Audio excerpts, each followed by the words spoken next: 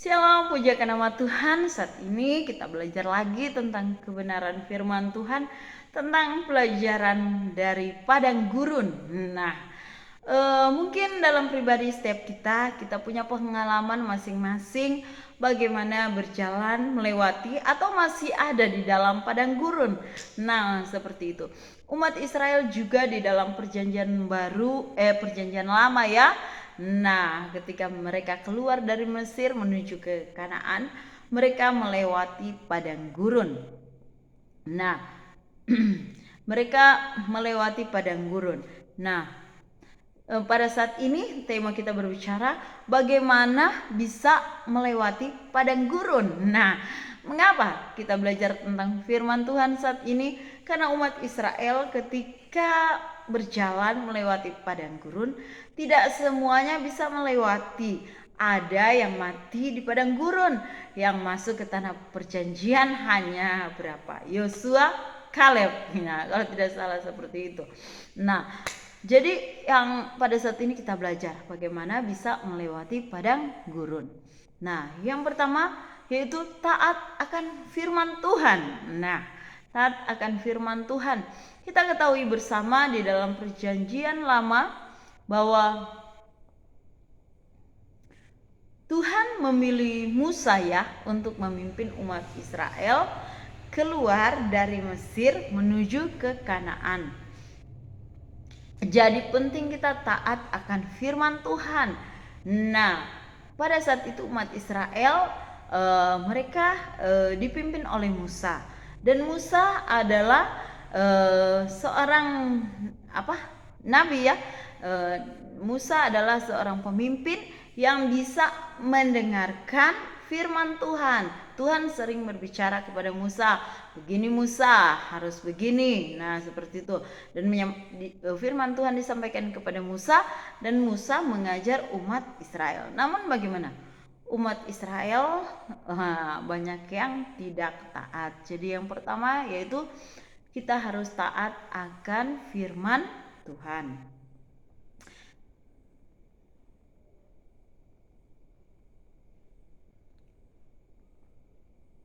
Yang berikut kita melihat situasi di padang gurun ya. Situasi di padang gurun itu waktu umat Israel keluar dari Mesir menuju Kanaan, Tuhan memberikan tiang awan dan tiang api. Tiang awan itu Tuhan pakai untuk menuntun mereka berjalan di siang hari sehingga mereka tidak kepanasan, karena padang gurun itu suasananya sangat panas ya. Kalau tiang awan itu sudah maju, berarti umat Israel juga harus maju berjalan. Dan pada malam hari mereka dipimpin oleh tiang api. Jadi ada tiang api. Kenapa? Padang gurun situasinya gelap ya, seperti itu. Mereka perlu api untuk menerangi mereka. Nah, seperti itu. Jadi dituntun oleh tiang awan dan tiang api. Luar biasa ya. Tuhan menuntun umat Israel pada saat itu. Mengapa? Tuhan sangat mengasihi mereka sebagai bangsa pilihan, sebagai umat ciptaan Tuhan. Tuhan punya rencana yang besar membawa mereka ke negeri Kanaan, seperti itu, yang berlimpah susu dan madunya. Nah, kita belajar bersama pada saat ini. Berikut, Tuhan memberikan mana sebagai makanan mereka. Jadi ada makanan yang namanya mana diberikan kepada mereka. Dan waktu Tuhan memberikan itu ada aturan-aturannya. Nah, tidak boleh ambil berlebihan, tidak boleh disimpan, nanti besoknya busuk seperti itu. Kecuali kalau hari Sabtu ya, hari Sabat, karena besok mereka untuk hari Sabat bagaimana? Karena mereka tidak bekerja pada hari itu, jadi boleh ambil lebih untuk besok begitu, untuk persiapan hari Sabat ya, seperti itu. Jadi mereka boleh ambil lebih pada saat itu. Dan berikut kita lihat mereka juga diajar untuk jangan bersungut-sungut di jalan. Mengapa? Yang bersungut-sungut akhirnya banyak yang tewas di padang gurun. Mengapa tidak boleh bersungut-sungut ya? Nah, karena itu salah satu tanda tidak tahu bersyukur kepada Tuhan. Nah, Tuhan tidak suka dengan orang yang bersungut-sungut, yang suka mengeluh. Tapi biarlah kita belajar untuk senantiasa tahu bersyukur. Tidak mudah ya, kadang-kala situasinya bisa di luar keinginan begitu, ada hal-hal mungkin yang bisa bikin pusing seperti itu. Jadi mereka juga waktu di padang gurun mereka mencari air seperti itu ya, mereka di situ bersungut-sungut dan mereka melihat mujizat dan pertolongan Tuhan. Nah, seperti itu. Tapi itulah orang yang bersungut-sungut akhirnya tidak masuk ke padang gurun. Kita melihat tidak masuk ke Kanaan, bukan tidak masuk ke padang gurun. Maksudnya tidak melewati padang gurun, tidak menang di padang gurun. Berikut kita melihat Tuhan juga mengajar mereka tentang aturan-aturan makanan.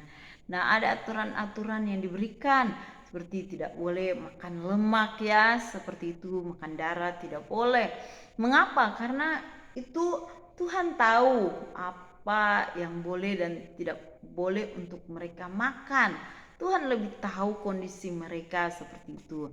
Dan juga ada memang persembahan-persembahan itu korban binatang yang harus dipersembahkan kepada Tuhan. Ada yang harus dibakar lemaknya, isi perutnya, bagaimana kalau tidak salah seperti itu. Nah, jadi mereka tidak dikasih makan lemak seperti itu. Mengapa? Satu sisi juga Tuhan tahu mungkin ya untuk kesehatan mereka, karena perjalanan itu masih panjang.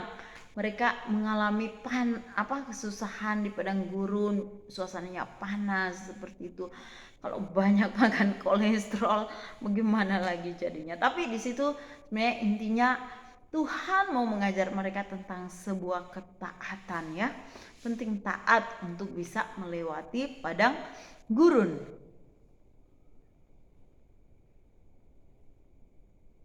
Nah, Tuhan juga memberikan kepada Musa 10 hukum ya, bagaimana supaya umat Israel itu taat melakukan hukum, taat kepada firman Tuhan ya.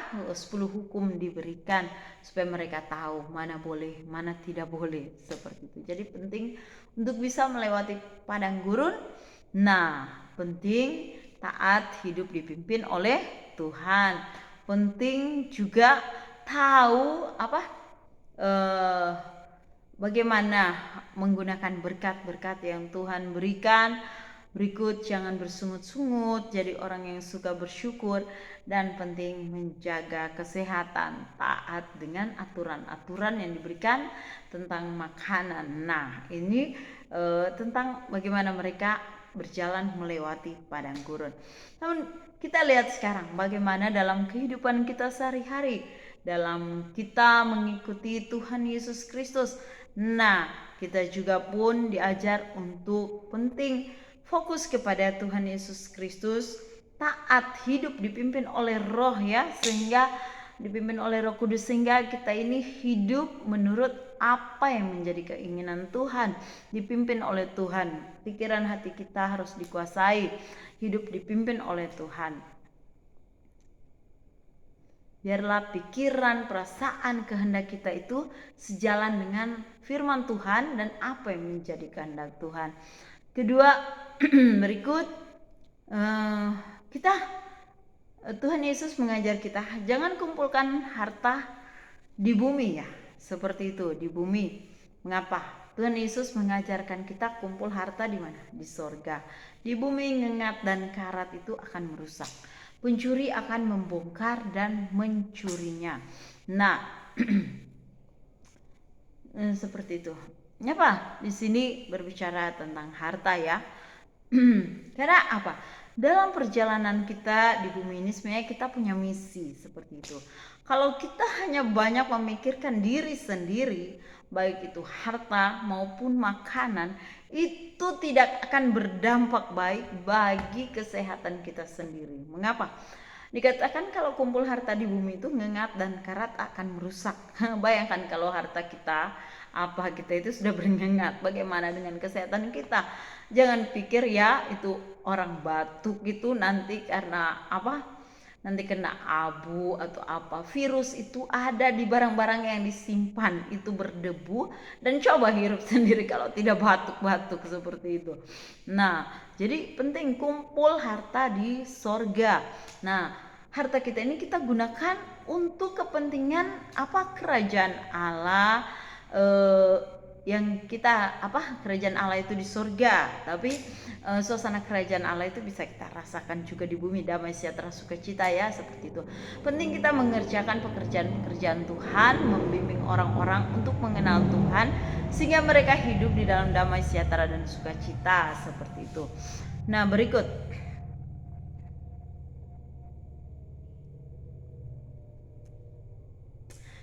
kita harus memiliki pengharapan penuh kepada Tuhan Yesus Kristus, kepada Allah di dalam Tuhan Yesus Kristus. Berharap penuh hanya kepada Tuhan Yesus Kristus, fokus kepada Tuhan Yesus Kristus ya, berharap kepada Tuhan, seperti itu. Kita selalu bersyukur dan jangan bersungut-sungut. Nah, berikut kita hidup di dalam mengasihi Allah di atas segala-galanya ya, dan mengasihi sesama seperti diri sendiri. Firman Tuhan katakan 2 hukum yang utama, kasihilah Tuhan Allahmu dengan segenap hatimu, dengan segenap jiwamu, dengan segenap kekuatanmu, akal budimu, dan kasihilah sesama manusia seperti dirimu sendiri. Penting hidup di dalam kasih. Mengapa? Hanya orang yang hidup di dalam kasih yang akan menang. Mengapa? Karena kasih itu tak pernah gagal ya, seperti itu. Orang yang hidup di dalam kasih, mengasihi Allah di atas segala-galanya dengan segenap hati, segenap jiwa, dengan segenap kekuatan, segenap akal budi, mengasihi sama seperti diri sendiri, dia akan full joy ya. Mengapa? Sukacitanya akan penuh. Di dalam Yohanes dikatakan waktu dia berbuah-buah, seperti itu. Jadi penting hidup di dalam kasih, mengasihi Tuhan, mengasihi sama, supaya kita memperoleh buah, kita berbuah-buah, dan katakan buah itu tetap. Nah, buah di sini berbicara tentang jiwa-jiwa ya, seperti itu. Kita perlu mengasihi sesama kita. Nah, hidup kita harus berbuah-buah. Biarlah kita berbuah lebat ya.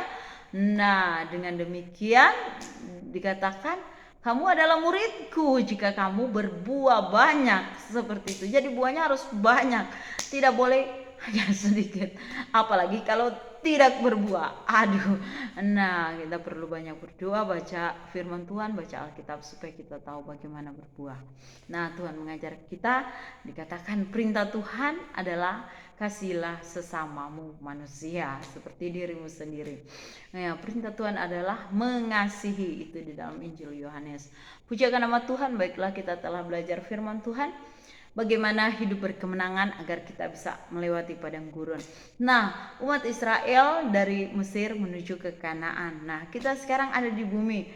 Nah, kita tidak mencari janji firman Tuhan, kita akan mempunyai hidup dan mempunyainya dalam segala kelimpahan ya, untuk kita percaya Yesus. Namun bagaimana kita menggunakan semuanya itu agar benar-benar pikiran kita, perasaan kita, tindakan kita benar-benar berfokus kepada Kristus, berfokus pada kerajaan Allah, kepada kekekalan. Karena tujuan akhir kita adalah sorga, bukan di bumi. Nah, bagaimana kita berkemenangan melewati setiap masalah pergumulan kita, hidup berkemenangan sehingga kita menjadi orang-orang yang full joy, bersuka cita penuh, melewati setiap masalah pergumulan, tantangan yang ada. Puji Tuhan, shalom, selamat melayani Tuhan Yesus Kristus memberkati.